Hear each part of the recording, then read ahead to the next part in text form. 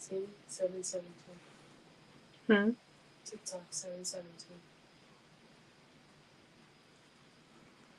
Say something or write something so I can see it.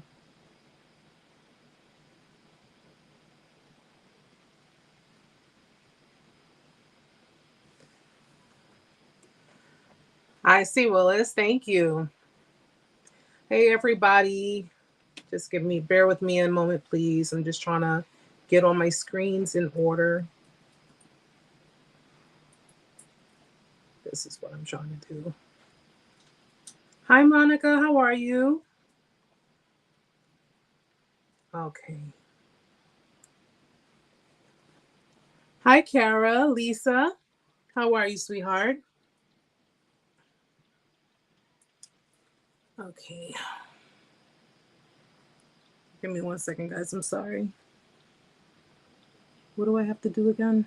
The dots. Manage. Okay. Give me 1 second. There we go.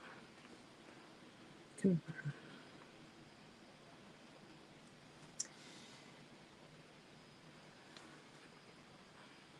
Mr. Gatter, how are you? I'm looking at 3 different screens, guys, so don't mind me if you see me looking down a lot.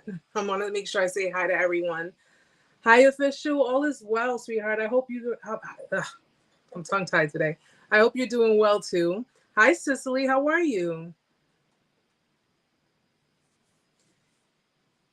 Guys, welcome to Narc Survival 101. For those of you who don't know me, my name is Erica. I am the creator of this platform alongside my YouTube channel, Narc Abuse Survival 101.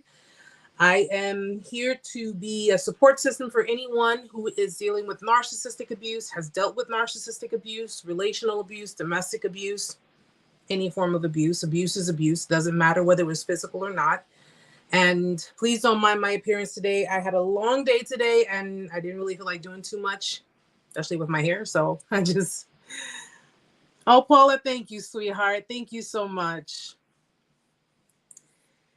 So, excuse me. I had a long day today, guys. I went to my school to get my books. A lot of you know that I am currently in school, which is why my lives have been mushed down until every Friday.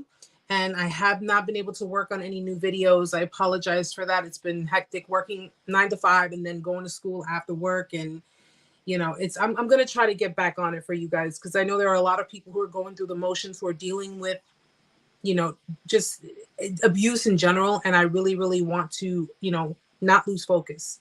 So, and I appreciate everyone who's been here, who's been a part of the journey, who's been a part of what it is that I'm trying to accomplish. I want people to understand that I'm not just here for followers. I'm not here for attention. I'm not here for any of that. Okay. I'm here to help people who are going through different forms of relational abuse, which include narcissistic abuse. I'm very familiar with narcissistic abuse because I've gone through it myself and I've been studying narcissistic abuse for the past few years. Hence the reason why I'm in school and I'm looking to achieve my degree. Now, with that being said, let me give a few disclaimers. Number one, I'm not a medical professional. Not yet. Okay. I'm not a medical professional. This is not meant to replace any form of therapy or any form of professional help that you're receiving. So if you are receiving therapy, any form of professional help, please continue to do so. Okay. Even if I was a professional, I still would not be able to sit here and diagnose anyone, which is what we do not do here. I don't diagnose anyone. I don't sit here saying, oh, this person is that, and so forth and so on. You may or may not have dealt with a narcissist. You may or may not have dealt with a narcissistic person. Either way, okay, I'm here to help you with the signs. I'm here to help you with how to maneuver through these unfortunate circumstances and how to avoid these people, which we're going to talk about no contact because it's very, very important. I can't stress it enough. No contact is extremely important. But back to the disclaimers. Number two, I'm not here to judge you. I'm not here to tell you what you've gone through, what you have not gone through. I'm not here to tell you what you are dealing with, what you're not dealing with. And I'm not here to tell you you're wrong. Okay. I'm here to tell you that no matter what your choices were, no matter what you did, no matter where you went, how you did it, listen, you're here now. Let's just move forward from it. Okay. Number three, 1, 2, 3. I'm sorry. I'm tired. I don't do bullying. I don't do bullying. Okay. I do not bully people. Therefore, I do not expect anyone to bully Anyone who's new coming in here, trying to start something, I got a mouth on me, and trust me, trust me, I know how to use it. Okay. So if you don't want to go there, if you're here to simply observe, that's perfectly fine. But I do not tolerate bullying. You will not harass me. You will not harass my moderators, and you will not harass the people that are in this chat room. This is a safe haven for those who are dealing with things that they are not familiar with, that are dealing with trauma, that are dealing with just, forms of emotional abuse, psychological, and in some cases, physical abuse. Okay. So it's all love here, guys. It's all family. It's who we are. It's what we do. And I'm simply here for it. But if you are a bully, I'm with the shits. I will tell you to go fuck yourself and not blink while I say it. Okay? Okay. Let's get to it, guys. I've been with a narcissistic man for 23 years. I feel like he's trying to pull me under and drown. You're right. He is. Okay. Someone who's narcissistic is someone who's extremely selfish. Someone who's narcissistic is someone who puts their priorities ahead of you. Okay. Everything that they're dealing with, their issues, their life are priority. You will be put to the back burner. It doesn't matter what role you play in the life of someone who is a narcissist or narcissistic. If you happen to be something of convenience at the time, yeah, they'll put you up ahead of the line because, listen, you're stroking their ego, then, they're going to pretty much reciprocate in order to get back. Remember, they only give because they're going to get something back. But if something new or something more exciting or something that they feel is, better than what they have going on with you, yes, they will push you to the side and they will treat you like crap. And it sucks. It's sucky. And I don't wish that on anybody, but they do this. Okay. Pulling you down is really a way to destroy. And by destroy you, when I say destroy you, I mean destroy what you represent. It's to destroy who you are as a person, emotionally, psychologically. It's to destroy you. And that's simply because people who are narcissists are people who walk around with very, very low self-esteem. These are people who do not like themselves, guys. They don't like themselves. And they projected that onto you. When someone treats you like crap, that's really because they feel that way about themselves. I can't stress this enough. When they treat you like crap, it's because that's how they feel about themselves. 9 out of 10 times, if you dealt with a narcissistic person or narcissist, I have to separate the two because one is an actual noun, the other one is the adjective. It's derivative of that noun, okay? But you could have just simply dealt with someone who's narcissistic and may not be diagnosed with NPD, but a spade's a spade, okay? The behaviors are all the same. And dealing with that, you're dealing with someone who is more than likely bullied, constantly bullied, more than likely at home. Narcissists are, they say, well, bullies and abusers, they were victims too. They were once victims. Yes, they were once victims. However, that victim card, they pretty much decided to forfeit that when they decided to become abusive towards other people, abusive towards you. Hi, Sky. Hi, sweetheart.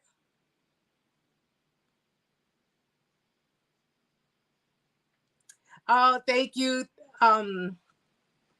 Vanessa, why I gotta get used to saying I know who it is, but I'm like, because I'm trying to say the names. Can a narcissist pick up the behaviors of a parent narcissist who passed away? Absolutely. If that parent was in their life long enough, that parent was in their life to teach them how how to project these behaviors onto other people, yes, they can. This normally starts from early childhood. So if the person had a narcissist parent and that parent has been in their life for a long period of time, clearly, they will show them certain behaviors where they will essentially, as they get older, project those same behaviors onto people. You got to remember, children are sponges. They're like sponges, okay? They pick up on certain things. So a child is going to see something and connect the dots to pretty much say, okay, mom did X, Y, and Z, even though we as adults can interpret this as manipulation. Mom did X, Y, and Z, and she got dad to buy her a new car, even though there was something shady behind that. that child can pick up those same behaviors and utilize those same behaviors onto their partner, onto their friends, onto people who they choose to use. Okay? Children are sponges. So when children become narcissistic, when they become, especially when they're older, usually it's because of patternist behaviors that they've learned in their own environment. 5 years on and off with ex-narc. Barely 1 month. I'm sorry. Just give me 1 second. I want to make sure I don't forget anyone. Barely 1 month since the breakup, and he's in a new relationship. More than likely, that was already being established before you broke up. Narcissists tend to overlap. They overlap in their relationships, okay? Which is why I wanted to speak on no contact. No contact is extremely important. Situations like this, they're why no contact is implemented, and it needs to be followed, because situations like this will take you down a very dark rabbit hole. Okay. Now, when the discard came, I've mentioned this before. Okay. When you were discarded, or even when you discarded the person because you started to notice behaviors that you didn't like, whatever the case may be, they started to establish a relationship outside of your relationship long before the discard. Okay. They started to look elsewhere. The minute they get a wandering eye and they start to look outwards, that's where they've come to that point where, okay, this isn't doing anything for me. So before I let this go, because you're still giving them supply. Okay. Prior to the discard, you are still giving them supply. So if you are completely flabbergasted by the fact that this discard happened, they're not. They're not, because they've already been planning this ahead of time. They've already been trying to establish something way before.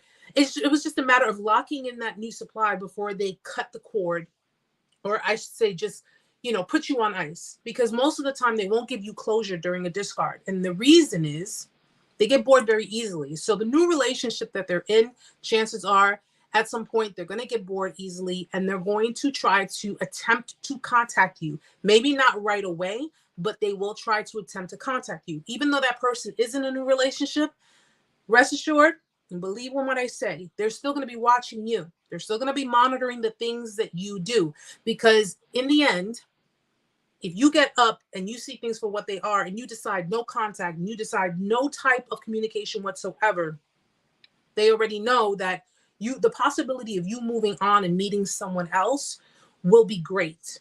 And the fact that you have invested and you have put so much into that relationship with them, if you do that for someone else, there's a possibility that you can be successful in being in a relationship with someone else who may not even be narcissistic. They can't have that, because there's always going to be that this is temporary. This is just for the time being. This is just to stroke my ego. I have all intention on coming back. I have all intention on convincing you that I was wrong, I'm sorry, or giving you the whole nine. Okay, maybe give you crocodile tears of a situation that happened, something happened in my family, whatever the case may be, giving you any kind of bullshit lie that they would give you, to come back and pretty much try to slide back in, because that new situation, the flame blew out before the candle could even finish burning. Okay. This was planned prior to the discard. This was pretty much, schematics. They were pretty much drawing out a map on how they're going to do this. And often I tell people, if, pay attention, listen, all the signs that you didn't pay attention to before, pay attention to these types of things now if you're dealing with someone new. If you're starting to notice certain changes in your relationship, or you're starting to notice certain behaviors, certain ways that they are like, the things they used to do, they stopped doing. The things they used to say, they stopped saying. The efforts they used to put in, they stopped doing that. You have to pay attention to those patterns. It doesn't just mean that, the person can be narcissistic. It just means that maybe the person is emotionally unavailable. A lot of us have dealt with people who have been emotionally unavailable, and narcissists are emotionally unavailable people. Okay. However, emotionally unavailable people are not necessarily narcissists. That's not always the case. Someone who's emotionally unavailable can simply be someone who's been through a myriad of relationships and just don't have what it takes to sustain emotions. They don't have the capacity to sustain the emotional responsibility in the relationship. So they end up ending things. Okay. And regardless of it, if you are emotionally stable, you're emotionally capable, and you can actually sustain a relationship, you shouldn't settle for less. You should not settle for less. But yes, chances are that happened, that whole thought process happened way before. So if the discard happened in, January of this year, more than likely the thought process of running the discard happened sometime in like August, September of last year. It was just a matter of creating a plan and executing it. And in the interim of, people tend to misconstrue, well, it was just a breakup, get over it. No, it doesn't work that way. See, breakups can happen under a number of reasons. A breakup can happen if you caught your partner cheating. That automatically qualifies to, no, break up, separate, we're done. Okay. Two people grow apart, they go their separate ways. The love is just gone, and it's nothing traumatizing. Being discarded by a narcissist consists of other components. It consists of gaslighting. Okay. Gaslighting is a crazy making tool. That's a tool to make you feel like you are going insane, because everything that you have experienced in the relationship, you're pretty much taking on the burden and the blame of all the things that went wrong in your relationship. And that's simply because that person, the partner, the manipulative person, is deflecting everything that went wrong in your relationship onto you. They decided to go outside of your relationship. So what are they doing? They're stonewalling you. They're giving you the silent treatment. And as you are being reactive towards these things, towards the silent treatment, nobody likes to be ignored. Nobody likes to be ignored. Nobody likes to be given half truths. And nobody likes to be breadcrumbed. But because they're doing this, it's pretty much putting you in this hamster wheel where you're going in circles with them because they're not trying to be honest with you. Okay.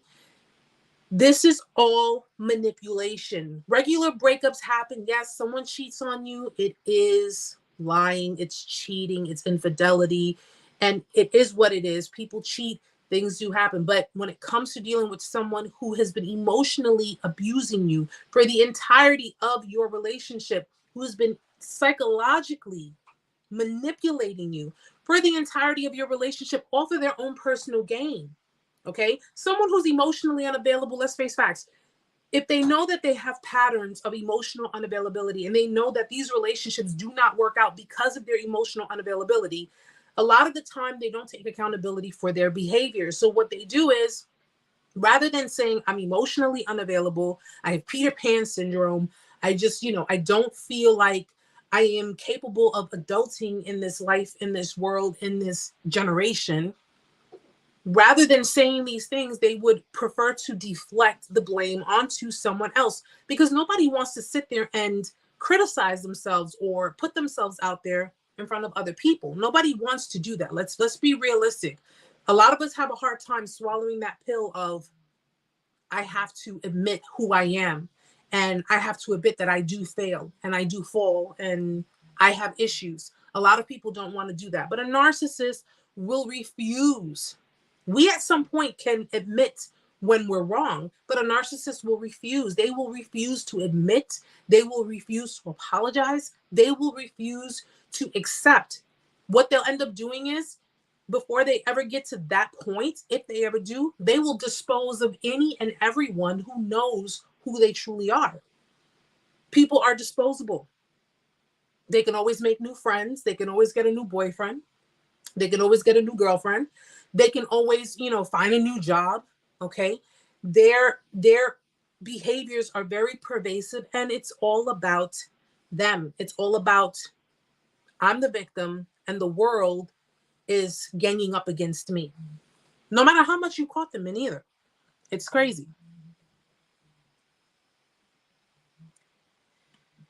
Give me 1 second. I want to make sure.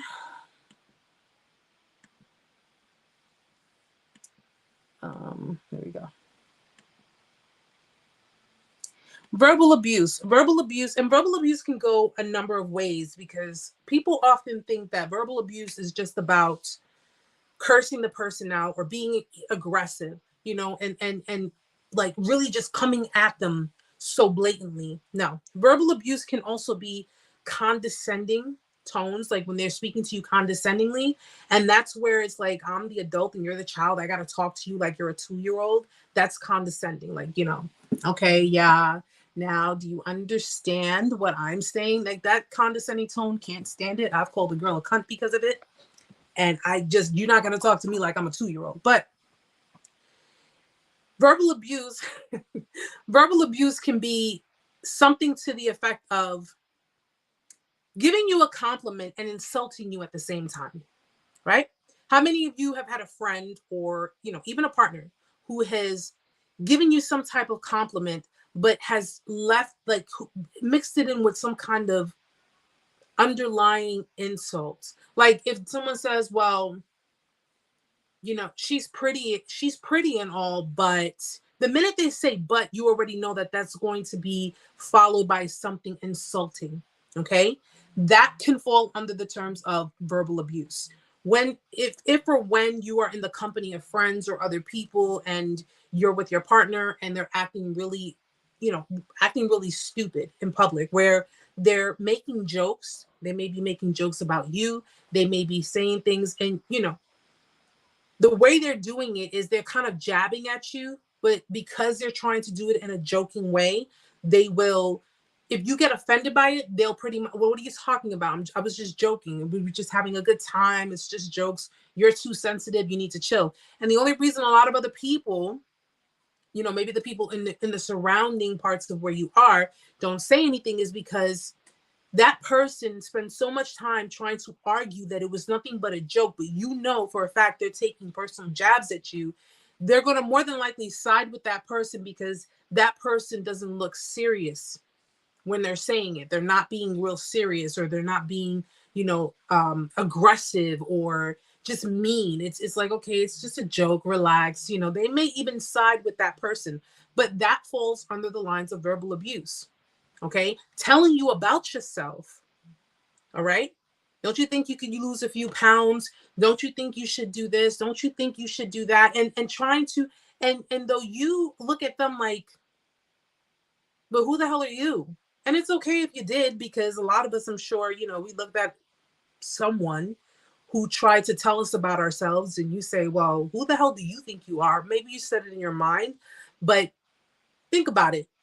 How would someone who couldn't even sit there and hold a candle to you, how could they sit there and say you should lose weight, and that person, let's say that person weighs, 3 times as much as you do? Or, if they try to, ladies, I don't know if you've ever dealt with this, but if they try to tell you, oh, well, you wear too much makeup, or, you spend 5, 10, 15 hours, putting on your face, and it look, they just all types of things where they're trying to, and then when you respond to it, they'll say things like, oh, well, I'm just, trying to help you self-improve. I'm just trying to help you, just do better for yourself and make yourself feel better, because, you don't need all of that. Like they may try to save with that, but the reality of it is that the more they try to diminish your self-confidence, the more power it would put in their hands. So if they try to make you feel bad about the way you look, make you feel bad about the way you speak, make you feel bad about just who you are, that's to erode your confidence. When someone can really diminish your confidence, you put a lot of power in their hands by allowing them to do that. Okay? You put a lot of power in their hands by allowing them to do that.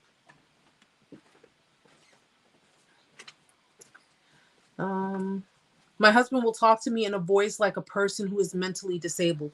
It's just that, and when it comes to men, because I'm not knocking on men, all right? I'm not knocking on men. But when it comes to men have this, okay, they're masculine. You have men who are very egotistical, okay? Who are very, very egotistical. And a lot of the time, and let me tell you something, this ego, okay, I'm pretty sure this ego that they walk with, that chip on their shoulder, they probably got it from a male figure in their life who was also extremely egotistical.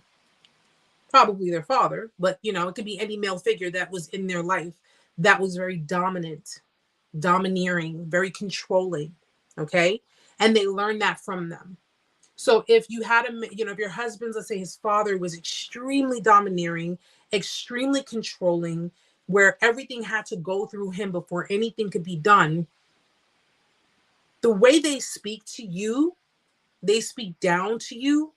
It's like they're looking down their nose at you. But the crazy factor of it is that even though they speak to you in this way, they are so insecure.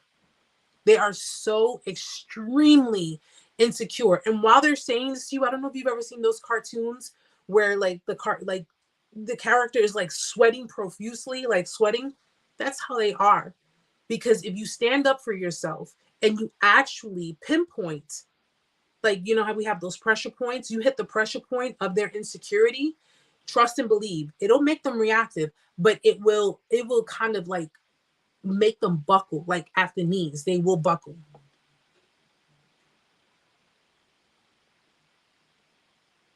Yes, Carrie says insecure people have to put others down to lift themselves up.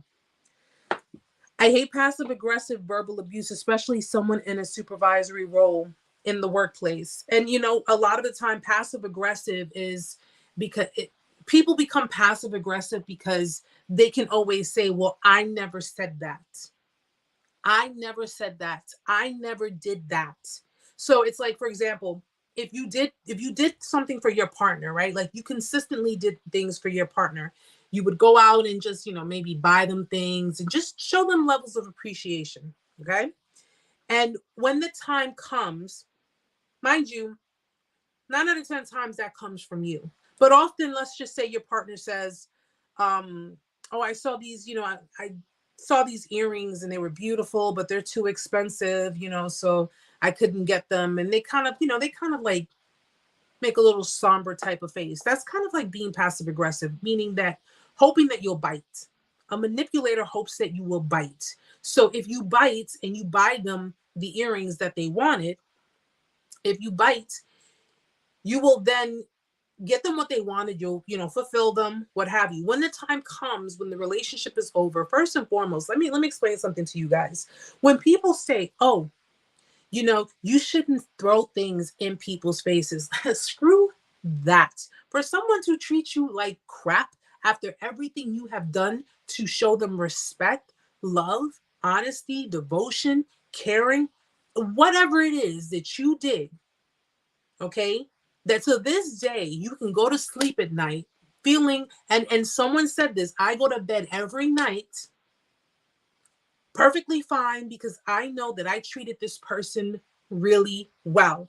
Okay, they know who they are. I go to bed every night perfectly fine because I treated this person well. So therefore, I have nothing to feel guilty about. You did all of these good things for these people. And in the end, when you say, well, what about all the things that I've contributed to this relationship and everything that I've done and everything that has, I've really shown you how much I care about you and love you. And look, I got you those earrings when you wanted them. I mean, this shows that I think I listen to you. Now, mind you, you're trying to plead your case. You're trying to plead yourself. But this person will simply say, well, I never asked you to get me these things. I never asked you to do this. I never asked you to do that. Being passive aggressive in your relationship is pretty much dancing around the things that they want and implanting the idea in your mind that it would be a good idea, it would make me happy if you did these things for me, but I'm not asking you directly. Okay. And it doesn't just have to be for the things that you do for them. It could be for the things that are happening in the relationship. Passive aggression can also reflect where they're becoming maybe silent towards you. Okay. So like, say, for example, they feel slighted by something you did, but you don't know what it is. Okay. You don't know what it is. It could be anything because anything triggers these people. But you did something, or maybe you didn't do something. Maybe you didn't call them at the time that you were supposed to call them or normally would call them because, you got shit to do, right? Maybe you were off on something and you didn't realize it. By becoming passive aggressive and giving you the silent treatment, they're dancing, they're again pussyfooting around the issue because they're not very confrontational. They're not always the confrontational type. They will dance around the issue and give you the silent treatment, prompting you to say, okay, what's going on? What happened? What did I do wrong? Why are you not talking to me? Because we automatically take, when someone's not talking to us, we did something wrong. What did we do? What did I do that you're not talking to me? What did I do that you are acting this way towards me? And with passive aggression, again, they're going to dance around it. That's all passive aggression is dancing around and avoiding. It's avoiding. So they have something to hold over you. Okay, this is why they want to know about your past. This is why they want to know about your secrets. This is why they want to know all of these things about you, and yet won't be forthcoming or as truthful about the things, that went on in their past. Oh, CJ, thank you, sweetheart. Lovely, always, always. I feel like anything they do for you is somehow used against you. And that is because it is. That's because it is. When they do something for you, there's always going to be something in the fine print, okay, deep down in that fine print, really in small letters, that has a clause that says, you're going to owe me. If I do this for you, you will owe me. Okay. And this could be your family, guys, your own family members. If I do this for you, then you are indebted to me. You will owe me. People of this nature will only do things for others when they know that they are going to get something in return. Okay. Or if they're going to benefit off of the favor that they are doing for you. So it's like to say, for example, you say, hey, I need $25 to fill up my gas tank. I don't know how much it costs to fill a gas tank, but I need $25 to fill up my gas tank. And they say, well, I'll give you the $25. But matter of fact, you know what? I need a ride halfway across town. So now you have to sit there and be like, okay, well, they're giving me $25 to fill my gas tank. And since they're doing me the favor, I guess you feel obligated to do it. You feel obligated to do it. So they are giving you the money, but it's benefiting them in the process because now you're doing something for them. They will do something for you if it's going to benefit them. It's the same thing with narcissistic parents. Narcissistic parents and their children, it's no different from narcissistic boyfriend and girlfriend or narcissistic girlfriend and boyfriend. The relationship that a narcissist has with others is based on transaction. That's what it's based on. It's based on transaction. I'm going to do this for you. I'm going to loan you this. I'm going to give you that. What is this going to do for me? What is this going to contribute? How is this going to benefit me? My ex said those exact words. I never asked you to do those things for me. And that's because they maneuver in certain ways to, again, incept it. They use inception. It's to plant it in your head. Well, this would make me happy. Oh, I would like that. And you know that the things that they want, they would like it. And you know that if it were you who got it for them, it would make them happy. And at the same time, you think, oh, but they're going to just, they're going to appreciate me. They're going to appreciate what I give to them. But at the end of the day, it's a way to get something out of you without asking you directly, without coming to you directly and saying, hey, can you buy me this? Can you get me that? Some of them do. Don't get me wrong. Some of them do. Some of them don't care. They'll just come to you straight and say, I need this and I need that. But a lot of them will use passive aggression to get things out of you, to get whatever, material things, get money out of you, get sex out of you, whatever it is. A lot of them will use it. Vanessa, thank you, sweetheart. What about the people who do things to get something from you? Well, yeah, it's you have people, again, you have selfish people, you have people who are opportunistic, you have people that are selfish, you have people that are just simply doing things to gain something. Narcissists happen to be one of those people. Narcissistic people happen to be one of those types of people. They will do things to get something out of the situation. okay, to get whatever out of the situation. So it's like if you're living, let's say you're living with, I like to mix it up because I know there are different people dealing with different situations. But if you're, thank you, Chris, if you're living with, let's say, a narcissistic parent, right? And let's knock on wood, you lost your job and you're forced to move back home and you have to live with the narcissistic parent. You know how parents are, my rules, my house, my rules. And you need to get stuff done, or you need something done, or you need help with something. Now, any normal person would say, well, this is my parents, they would help me, especially if they see that I'm struggling or they see that I'm trying to make something of myself. I'm trying to do something with myself. And at the end of the day, you go to your parent for help. Well, all right, fine. If I'm going to do this for you, then I need you to do A, B, C, D, E, F, G for me. And that's, and it's like that in your relationships. It's like that in the friendships too. It's pretty much, I will give to you if it will benefit me. But what if you went to the parent and said, Mom or Dad, listen, I found an apartment. I just need help with getting a month's rent and a month's security. Something, and this is just me, my intuition speaking on it. Something will prevent them from doing that because that is not benefiting them. You leaving the house is not benefiting them. So they'll come up with some type of excuse, or there'll be some type of issue, or they may even push themselves under a certain type of circumstance to keep you in their midst. Okay? You want to get up, you want to move out, you want to do your own thing, and boom, you go to your parents, you think your parents are going to help you, but the reality of it is they're going to bullshit you. They're narcissistic, of course, because it's not really benefiting them. Maybe you were paying some rent in the house. Maybe you were helping with some bills. Maybe you were doing something. But in the interim of it,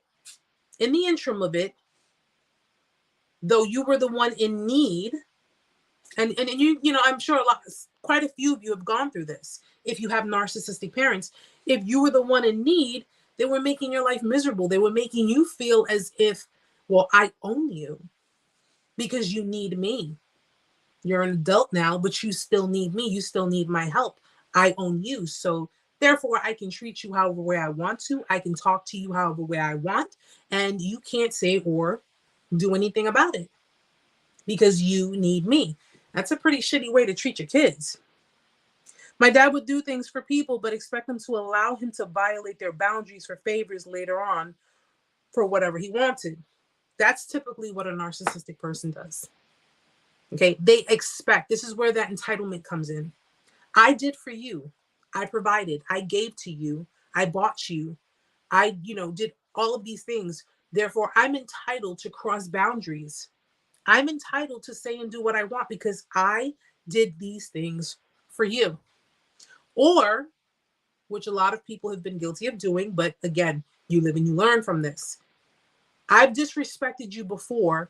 Therefore, since you allow me to disrespect you, I can continually disrespect you.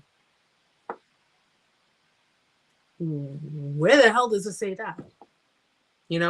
That's where you guys got to sit and say, no, fool me once, shame on you. Fool me twice, shame on me. I don't do more than twice. You make a mistake more than twice, it's no longer. And even for me, a mistake past once, it was a choice. It was a choice.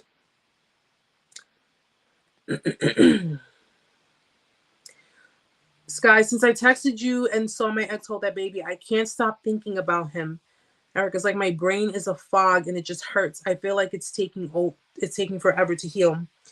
Thank you, Sky, for mentioning that, because this is why I wanted to speak on why no contact is extremely important. I know that people who are dealing with these emotions, going through no contact is the toughest part. It's probably the most toughest part because you have to deal with your pain, you have to deal with your emotions, you have to deal with the withdrawals, and you have to deal with not contacting the person, not looking for the person, not looking at the person's things. No contact is so imperative in this case, especially post discard, especially given certain circumstances. Okay. It is extremely, extremely important. And I know it's difficult. I know it's difficult. I have broken no contact a few times. I broke no contact. And listen, I'm not, I've said it before. I'm going to continue to say it, okay? Because I'm not diagnosing the person that I was with, nor am I saying, but the behaviors do represent narcissistic, and the different patterns clearly represent trauma, which I do believe narcissists, again, it's my belief that narcissists are also, though they are fully aware of the things that they do, they are also, they also suffer CPTSD. I do believe that. But regardless of it, there's no excuse for their behaviors. I broke no contact a few times. And by breaking no contact, it was because when I would go online and I took my social media off. I took my social media off, but I would go online. And if you're familiar with iPhone, you can go on Safari. I would go on Instagram, and I already knew his screen name by heart. And I would go and visit his Instagram. Sometimes I would visit his Facebook. And it was so blatant that he was clearly ignoring me. He was giving me the silent treatment. But in the interim, he was breadcrumbing me. Okay. He was sending me like sporadic messages here and there. And yet, the level of disrespect and disregard, okay, still wasn't enough for me to, not break no contact. What made me go officially no contact, and everyone internalizes their pain differently.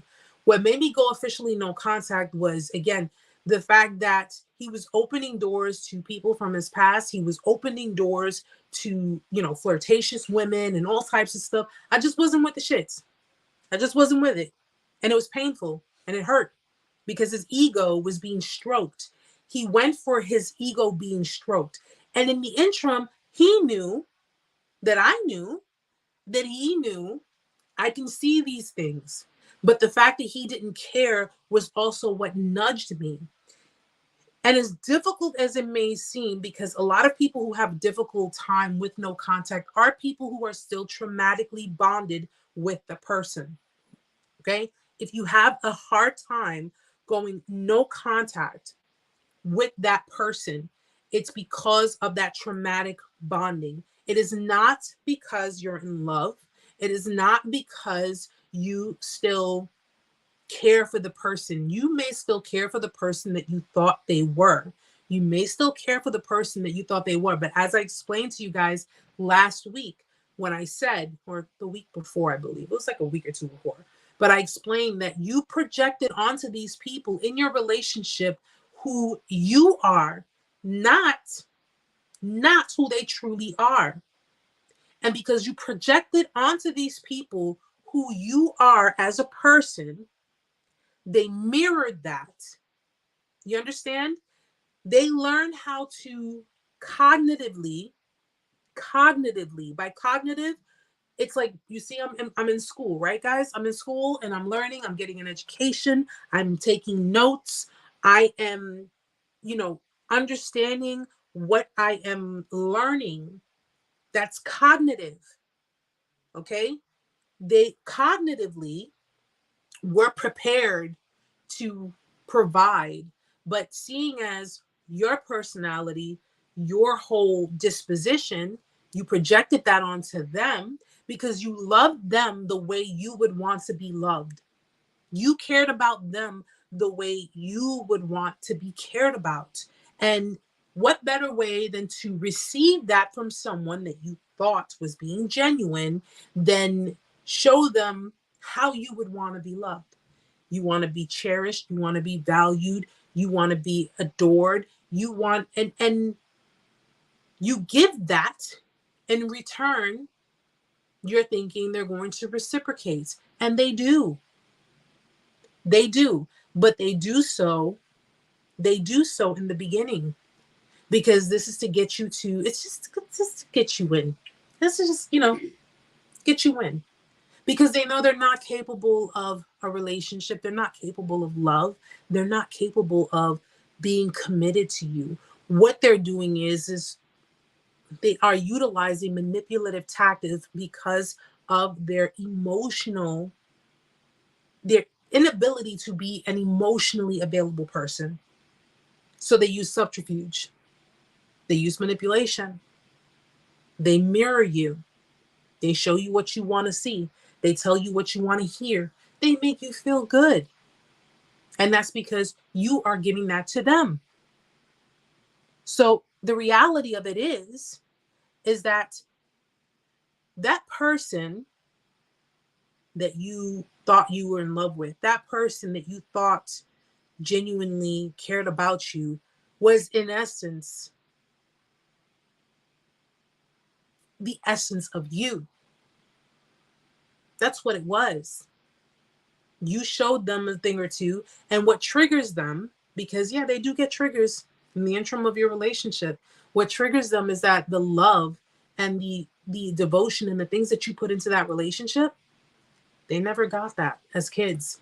They didn't get that from their own mothers, or maybe their own fathers, or maybe both. Maybe they were too busy dealing with a toxic household who had a very dominant father and a passive aggressive mother, where they witnessed the father taking control over the mother, conquering the mother, abusing the mother in whatever way, shape, or form. Or it could be vice versa. Passive aggressive father, very dominant mother, lying, controlling, manipulative mother, making her sons, making her sons, they were growing up to really be her sons. They were growing up to be either the extension of her personality, of her ego, or to be codependent on her. But they did not have an equal balance of love and affection and attention the way children, let's put it this way, the way you love your own children. So all of that stuff that went on between you, that was you. That was you. What you're holding on to, and again, it takes time, because we as human beings, when we don't understand something, it drives us crazy, because we're sitting here breaking our brains trying to figure out who, what, where, when, how, why. Oh, Angie, I have no problem with that, sweetheart. I'm always here for you guys, and I appreciate you guys being here with me. Always, always, always. But you're sitting there wondering, breaking your brain, trying to figure out why it happened. How could this happen? Wasn't I good enough? You're asking yourself 1,000,001 questions. And the fact of the matter is that we made ourselves the problem, when the reality is they were the ones who were the problem. They just projected onto us and deflected the blame at the same time. I know it's difficult to see certain things. This is why no contact is important. This is why disconnecting possibly from social media, of course, but if you need full support, maintain your visits here, of course, but getting away from social media, going radio silent, taking yourself off the internet, going MIA, out of sight, out of mind. I know there's a lot of people who, and this is like AA, guys. This is like AA, You can go a whole month.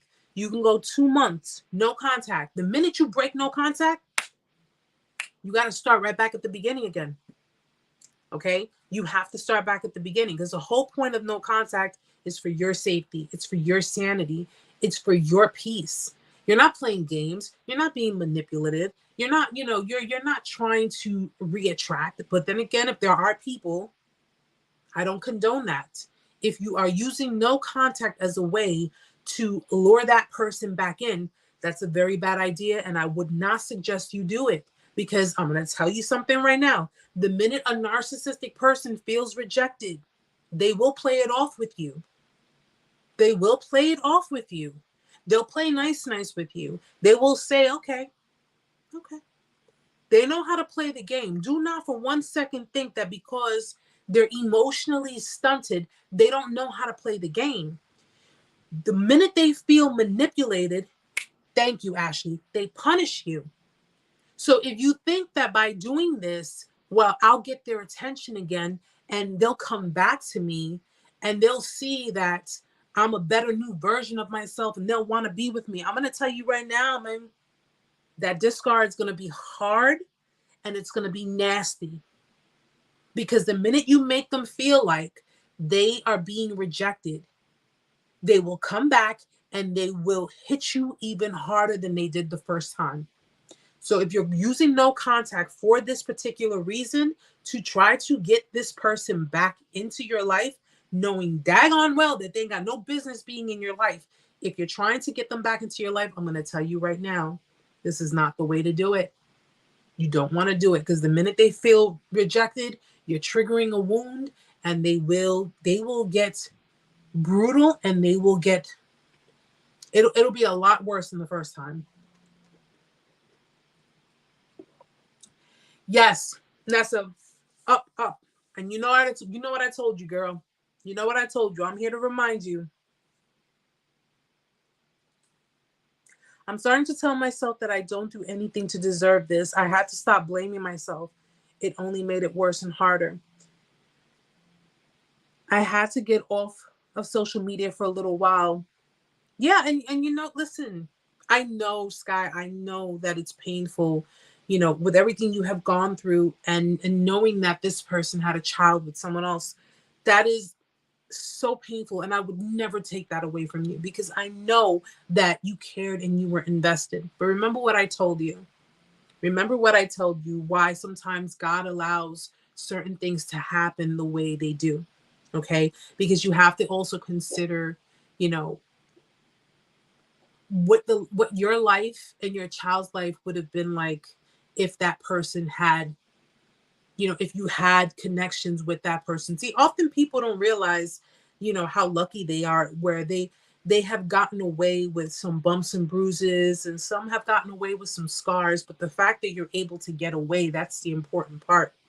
That's the important part. The circumstances beneath it, yes, may be hurtful and painful, but the important part is getting away from someone who does not value you, does not cherish you. And you got to also think about it too, guys. I want everybody to think about this, men and women alike.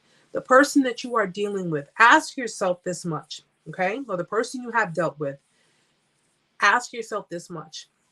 Is this the kind of person I want to be, one, procreating with? Is this the kind of person I want to bring children into this world with? Is this the kind of person who will make a difference and contribute and actually, you know, add? Or is this the kind of person that will drain and just take away? There are so many different things you have to ask yourself. And, you know, like I said, depending on your circumstance, because I would never take away any trauma or any pain that anyone has ever gone through. I would never do that. But sometimes we have to say that, we have to sit back for a second and say, you know something? God allows things to happen for a reason. Certain things to happen the way they do happen for a reason. Yes, it may be painful to us. Yes, the end result may have us hurting and crying, but pain is not forever. It's not forever. And God will bless you tenfold. He did it to Job, okay? The devil took away everything from him. Took away his family, took away his home, took away his land, took away his animals, but he would not buckle back. He would not defy God. He would not deny, nor would he curse God. And because he followed the plan that God had in store for him throughout the time that he gave his life to God, and he completely devoted himself, guess what? He got everything back tenfold. Got back his wife, got back his kids, more animals, more land. He got everything back. So put it this way. Not every loss is a loss. Not every loss is a loss. You know? Be happy. Let's just be happy that we're here today. Let's be happy that we're able to get up every morning. Okay? We're able to wake up every day, go to work, be productive in our lives. That's the key thing. That's the important thing, that we're able to do things for ourselves and still continue to grow. Because you have people who have been in these situations and they have not made it through. They have not made it through. You have people who have gone through the emotional abuse psychological abuse, and they have completely decided this is it's not worth it for me anymore, and they have made the choice to end things, you know. And yet here we are, another day, you know, another day, another dollar, another lesson learned. And with each passing day, and time does heal wounds, guys. It does heal wounds, but you got to stay no contact. You have to. It's important. It's imperative. Okay. Make your social media private. Wheeler, thank you, sweetheart. I miss you too. Hi, Kareem. Make your social media private. Make sure that no one has access to your personal information.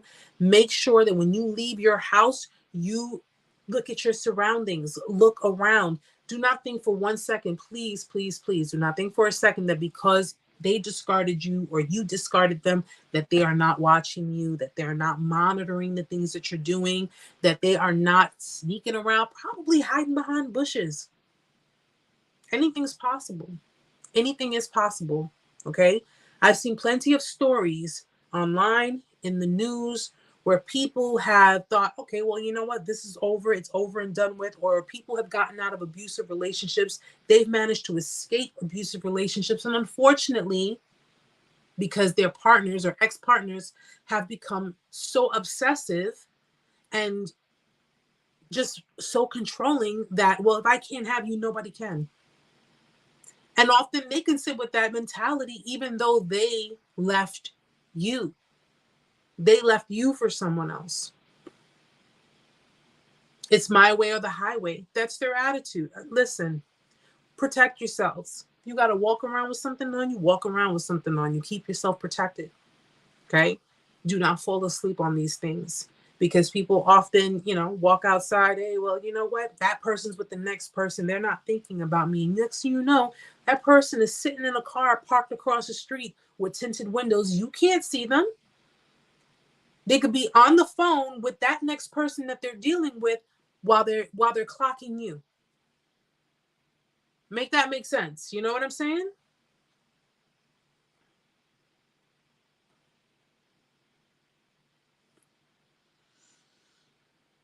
Yeah, that's me. Check my neighborhood every day. You have to, guys. You have to. Last week I brought up something that happened down here in New York not that long ago.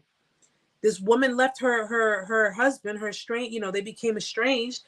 They had 2 kids together. He was, you know, according to her, they were domestically violent. She had to get away. She escaped it, you know, and she was just trying to live her life. She just wanted to live her life and be able to take care of her kids. He's going to drop off his kids to her. She's coming outside to get the kids from him. They're sitting in the back seat of the car, of the truck that he was driving. The minute she comes out, he tells the kids, strap in your seatbelts. As she's walking, he runs her over with the kids in the back seat. The kids are in the back seat. He runs her over, and after he hits her, he gets out of the car and he stabs her. It's very sad.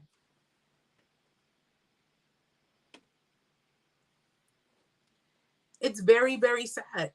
And at the end of the day, now, I don't even know. Did she make it? There's no update on it, but she got stabbed in her chest and her abdomen, and he's booked on attempted murder. Well, he's in custody. He's remanded. He's remanded in custody, thank God. So he's not on the streets. He's not on the streets. This happened out here in Queens. He's not on the streets. But you got to also think about how traumatizing that was for their kids. For their kids to be in the back seat, to witness that. 3 boys, 9, 6, and 11. To witness that. To witness their own father attempting to, and I pray to God that, you know, she makes it out and she makes a full and speedy recovery. And because this man's going to spend the rest, if not, I don't know if they would give him life in prison, but then again, I don't know. I hope they would consider that, because to do that and in front of your children, come on. Yes, Carrie. Yes. and would find a reason to blame her. She had a podcast. They never mentioned what the name of the podcast was, but she had a platform in support of domestic violence, women who have been in domestic violence. And, he could probably, which probably would be is the defense. Oh, well, she antagonized them. This is why I couldn't be a lawyer. I could not be a lawyer. I couldn't be a lawyer because lawyers will, no offense to lawyers, because lawyers are very, very useful, obviously. But for me, I have too much of a conscience in knowing that this person did what they did and then would have the audacity to sit there and say, well, something to the effect of she antagonized him.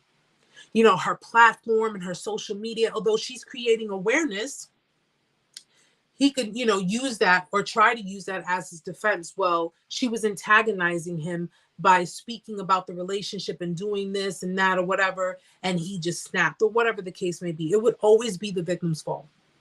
It will always be the victim's fault. I hope so, Nessa. I hope so, because this has to be, an example has to be met. Like it has to be shown that, this has to stop. Domestic violence does affect men. Yes, it does. It does affect men, but it affects women way more. It affects women way, way more. And I'm just really sick and tired of reading papers or seeing it in the news or seeing it in online articles. Every time I'm seeing another woman is being murdered, by her ex or by her husband or by, I'm just so tired of it. I'm literally, it's gotten me to the point that I don't even want to be on social media anymore because just seeing it. But you know what? That's the hard reality. And that's why it's important to also raise awareness, because domestic violence is at an all-time high. It really, really is. Since the pandemic hit, domestic violence has gone up immensely. And there's only so much we can do.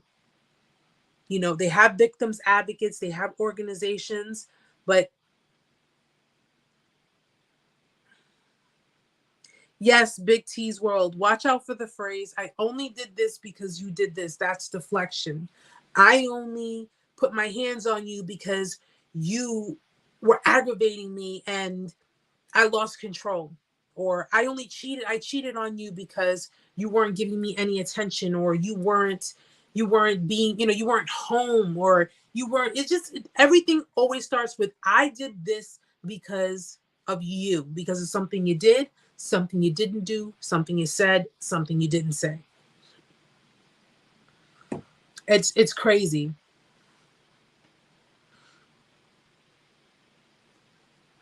Again, if you have any contact that has contact with your narcissist, lose contact with them as well.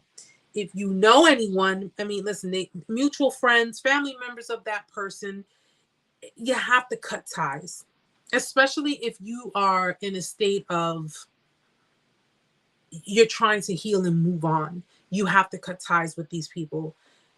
And admittingly, because I have a couple of mutual friends with this person that I don't really, I say hello every so often or whatever, but I'm in a position where I'm indifferent. I'm completely indifferent. So I can say hi to the person or have them on my social media because it doesn't affect me one way or another, whether they're on my social media or not. It doesn't affect me. So at the end of the day, I'm completely indifferent because my personal life isn't on social media. My personal life, who I'm dealing with, who I'm dating, what I'm doing is not on social media. My platforms are. And I already have people, there are people who create fake profiles to watch me and monitor the things that I do. So it doesn't really make any difference to me. But my personal life, not on social media. And I strongly advise people to follow that as well. Don't put your personal life on social media. You can put, if you go on trips, if you have children, you're spending time with your kids, your friends, what have you, that's fine. You're expressing, you are sharing, that's fine. Your personal life, keep that to the side. Don't even put your personal life on social media. Okay? There are too many haters out there. There are too many bad people out there, negative type people who are more than willing to try to destroy what you have. What you have. Okay. And I wanted to make a point of that too, because fellas, don't fall asleep on these females. All right. Do not fall asleep on these females. There are a lot of females out there that only want to deal with you simply because it's a challenge. If you have a woman in your life or if you're dealing with someone, there are females out there who only want to deal with you simply because it's a challenge to take you away from another woman. You have women out there that are like this. They're showing you interest all of a sudden. These could be the kind of females that never gave you any play to begin with. But the minute you're happy with someone else, the minute you're happy with someone, all of a sudden they start coming out the woodworks. Yeah. Don't fall asleep on that. Don't fall asleep on that. Hi, Butch. Hi, sweetheart.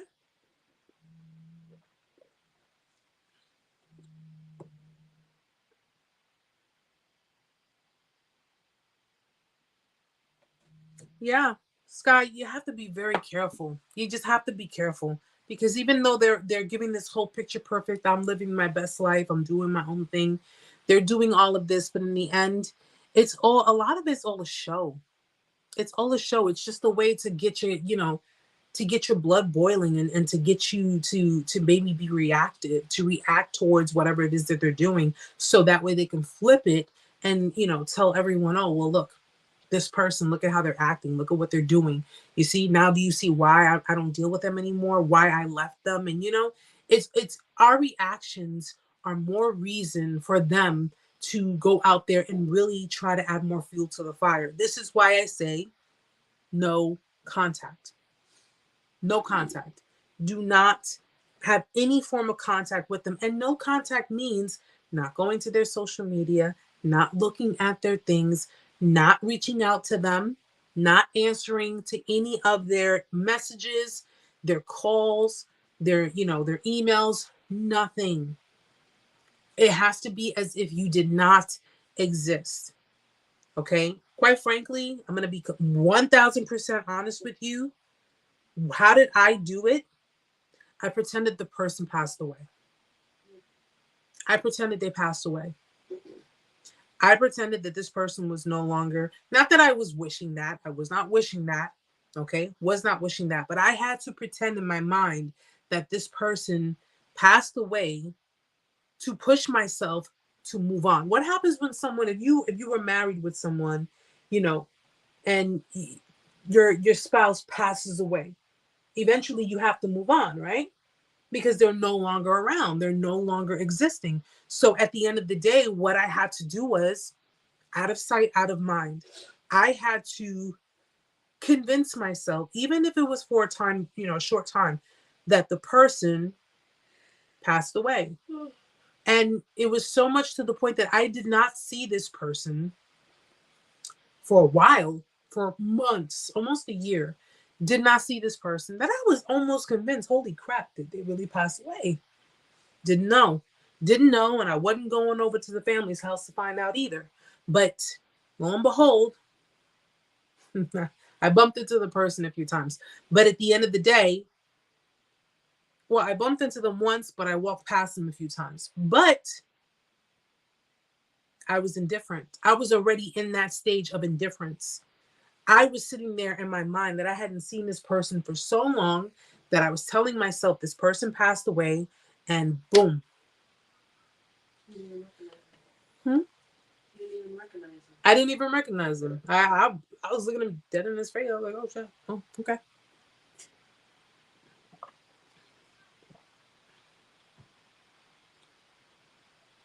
That's okay.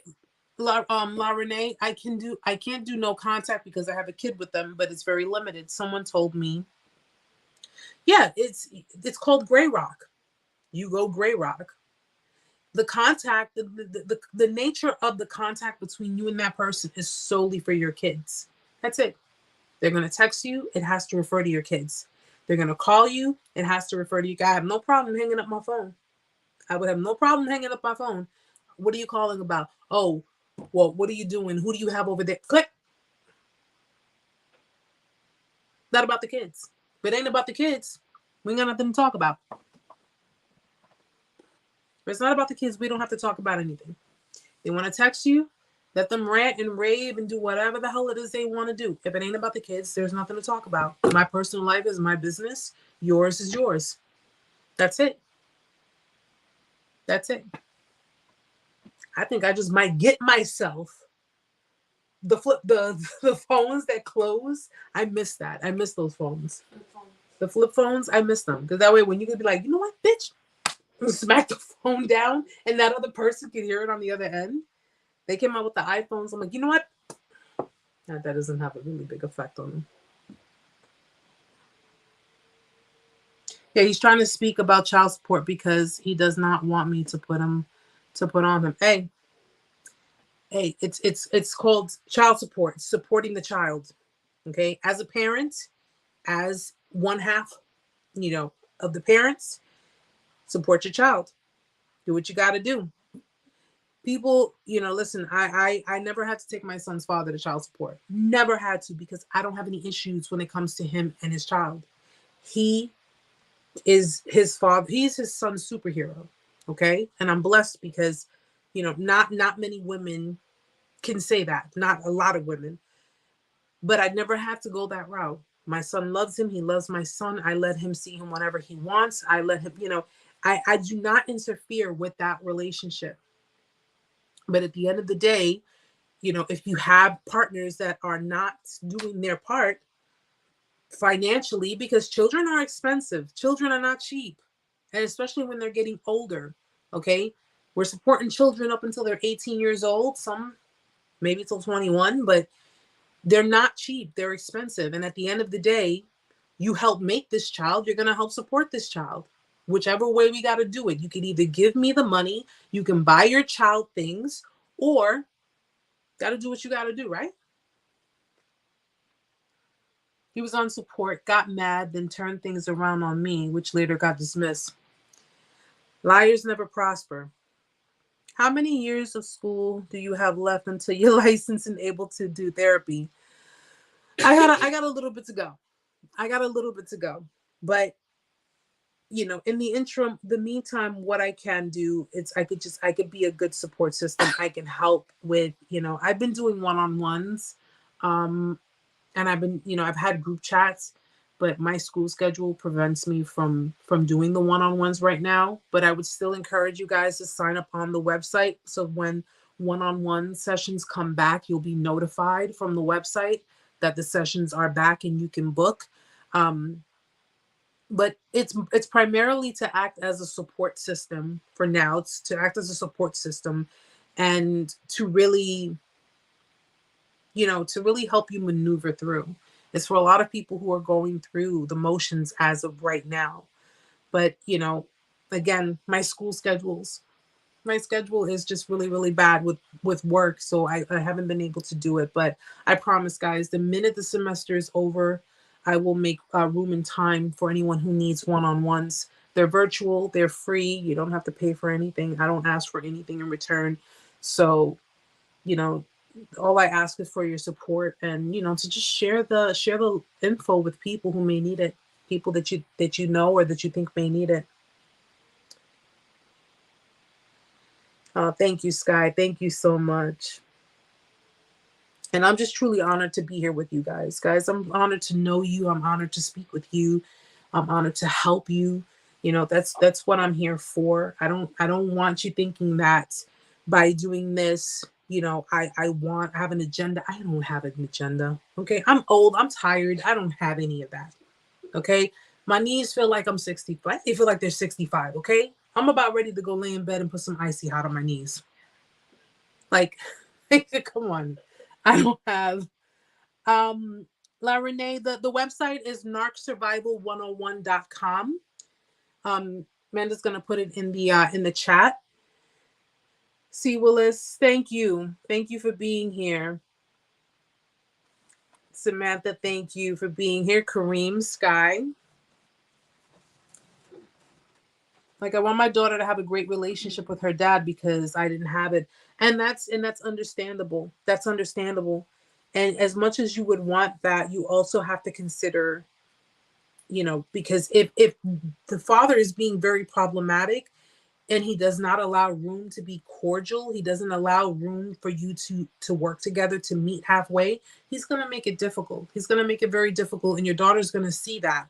And it's just going to be, you know, it could be constant bickering, and you know, so I completely understand, and I get it. You're one of those moms that's like, oh gosh, I can't deal with your father, but I know that it's important that he's in your life, and you try to work with it. Oh, Georgia, I'm glad you were here tonight. I'm glad you guys, if you're new, guys, if you were here tonight and you're new and you are following, definitely sign up on the website. I promise to keep you updated. I do blogs on there as well. So, you know, you'll just be notified. And as soon as one-on-one sessions come back up, I will let you know so you guys can, you know, you guys can grab them up. They're done through Skype. You don't need an account. It's Skype Meet. I'll send you the link the minute the session is going to start. We'll sit and talk, and you know, we'll do our thing. And also, if you need to contact me prior to, please, narcsurvival101@gmail.com. You can send me an email anytime. I will be sure to respond. I might not do it right away, depending on the time of day. I went to get my books. I went to get my books at school today, guys. My very first time going to the campus, because since COVID, a lot of schools are doing virtual. Very first time going to the campus, I went to the bookstore. There was an issue. She tells me, take the flight of stairs, go upstairs to the second floor. So what did I do? I took the first flight of stairs that I saw. It's there, stairway A. I went in. Bro, I got locked in the hallway. There was no way out. I was stuck in the hallway. All the doors were locked. I'm like, Jesus, get me out of here. There was a door downstairs that said, if you open this door, the whole alarm system is going to go off. I'm like, oh, sweet mother. That's embarrassing. It was embarrassing. My first time on the campus, and that was just so embarrassing. Nessa, have a good night, sweetheart.